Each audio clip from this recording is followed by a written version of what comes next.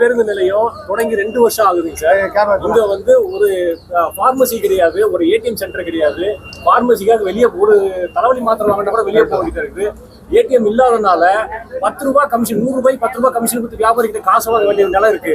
2 வருஷம் ஆகி இந்த நிலைமை ஏன் தொடருதுங்க சார்?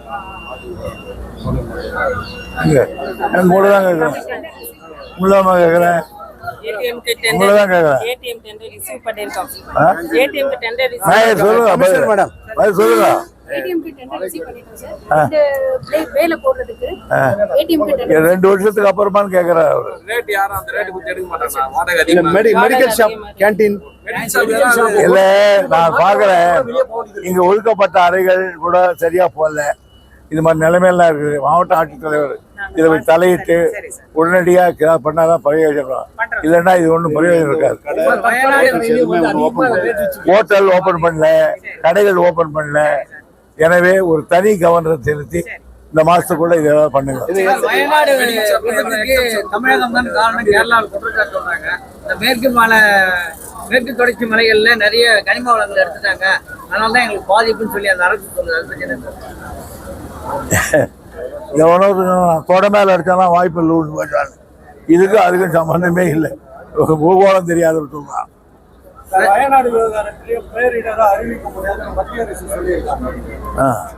தமிழகத்துக்கு இதே போலதான் பேரிடர் அறிவிக்க முடியாது.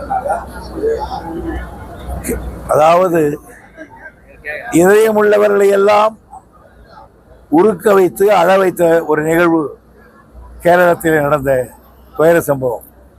அதை கூட நாங்கள் பேரிடராக கருத மாட்டேன் என்றால் அவர்கள் இதயத்தில் இருப்பது இதயமா அந்த கல்லா என்று தெரியாது. பாதுகாக்கப்பட்ட பகுதியா அறிவிக்க போறாங்க மத்திய அரசு, நாளைக்கு அறிவிக்கிறாங்க. அது போய் தமிழக அரசோட நிலைப்பாடு என்ன? அது நல்லது தானே. அது எனக்கு கூட மாறுபட்ட கருத்து கிடையாது. இப்ப நம்ம எதுவுமே அங்கிருந்து எடுக்க முடியாது இல்லையா சார்? 6000 சதுர கிலோமீட்டர். அது அப்புறம் பாத்துக்கலாம். முதல்ல ப்ரொடெக்ட் பண்றாங்களா அதை பாக்குறோம். சார், கேரள பேரிடரை பார்க்கறதுக்கு பிரதமர் மோடி இது வரைக்கும் போகாம இருக்காரு, அதை பத்தி பேசாம இருக்காரு.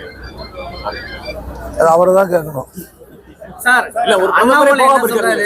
அண்ணாமலை தமிழகத்துல இந்த மேகதாது பிரச்சனையில அமைச்சர்கள் கைவிட்டு வாங்கிவிட்டார்கள், லஞ்சம் வாங்கிட்டாங்கன்னு ஒரு குற்றச்சாட்டு சொல்றாரு. நானு கொஞ்சம் விவரம் புரிஞ்சவருன்னு விழா நினைச்சிருந்தேன் அவரை.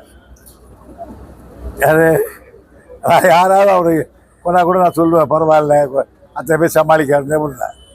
விவரமே இல்லாதவர்னு இந்த ஒரு மாதம் இது பண்ணிட்டார். எனக்கு அவருடைய பழைய அவருடைய அழகி பார்த்துருக்கிறேன் நான்.